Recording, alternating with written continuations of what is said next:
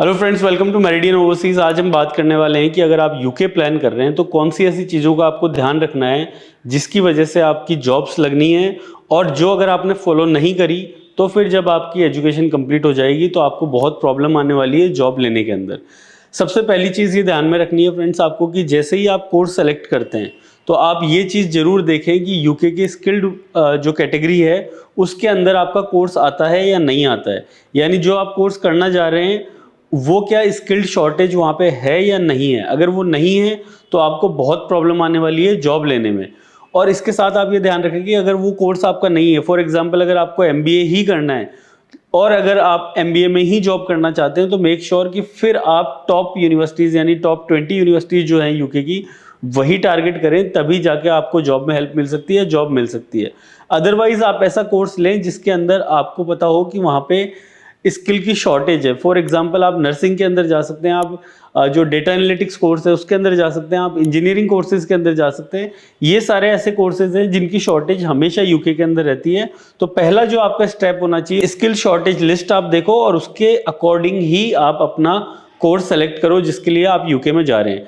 Number 2 पे है friends कि आप यूके की हिसाब से अपनी सीवी को प्रिपेयर करें, अपने लिंक्डइन अकाउंट को प्रिपेयर करें, और तभी आपको बेनिफिट मिलेगा जब आप जॉब्स अप्लाई करेंगे।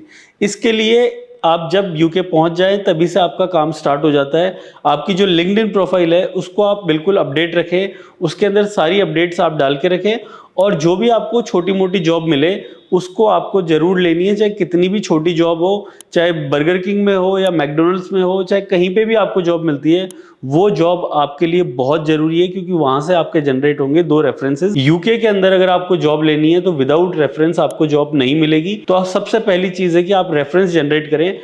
और इसमें एक प्रॉब्लम और आती है कि फर्स्ट जॉब के अंदर आप रेफरेंस कहाँ से लें। तो फर्स्ट जॉब जो होती है उसके अंदर आप अपने यूनिवर्सिटी के जो टीचर्स हैं आपको जो पढ़ा रहे हैं उनका यूज़ ले सकते हैं, उनको एज ए रेफरेंस आप यूज़ कर सकते हैं। लेकिन आप एक चीज़ ध्यान रखें कि यूनिवर्सिटी में जब आप पढ़ रहे हैं तो कुछ आप ऐसा वहाँ पे परफॉर्म करें कि जिसकी वजह से आपको डेटा बना सकें। जैसे आप कोई प्रोजेक्ट कर रहे हैं तो आप ये कह सकते हो कि इस प्रोजेक्ट की वजह से 30% जो क्लासरूम के अंदर फीडबैक था वो मेरे लिए पॉजिटिव था या 50% पॉजिटिव था। तो ऐसे कुछ इंसिडेंट्स जो हैं वो आपको अपनी सीवी में फर्स्ट जॉब के लिए डालने पड़ेंगे, और सेकंड जो जॉब होगी आपकी उसके अंदर आपकी फर्स्ट जॉब का जो भी एक्सपीरियंस होगा वो सारा काम आएगा।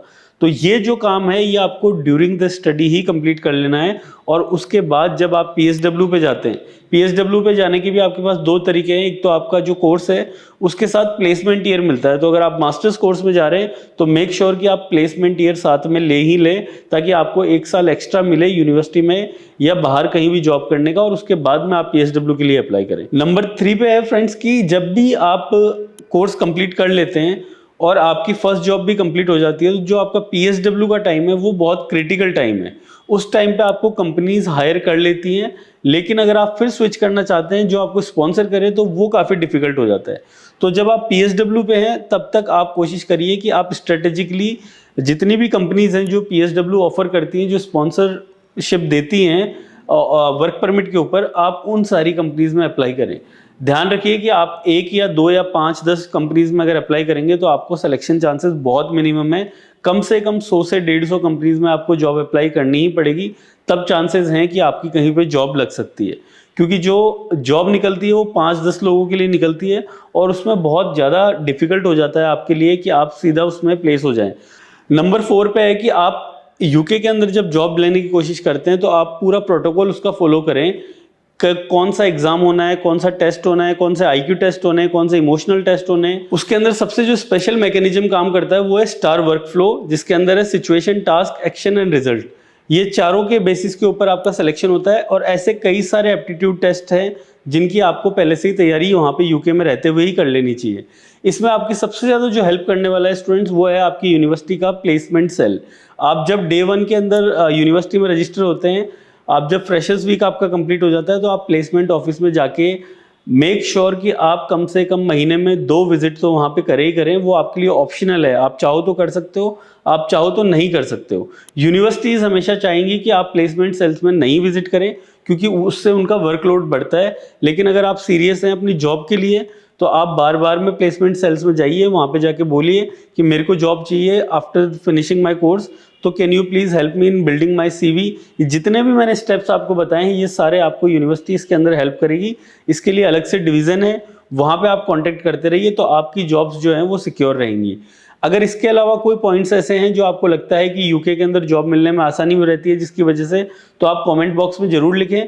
और जो भी स्टूडेंट्स ऑलरेडी यूके के अंदर हैं वो अगर ये वीडियो देख रहे हैं, तो जो स्टूडेंट्स नए आए हैं उनके लिए आप फीडबैक दे सकते हैं कि ये पॉइंट्स भी आपको ध्यान रखने हैं, ताकि उन बच्चों की हेल्प हो सके जो अभी एजुकेशन के लिए प्रिपेयर कर रहे हैं। ऐसे ही कंटिन्यूस वीडियोस आपको मिलते रहे फ्रेंड्स, उसके लिए चैनल को सब्सक्राइब करें और बेल आइकन प्रेस करें।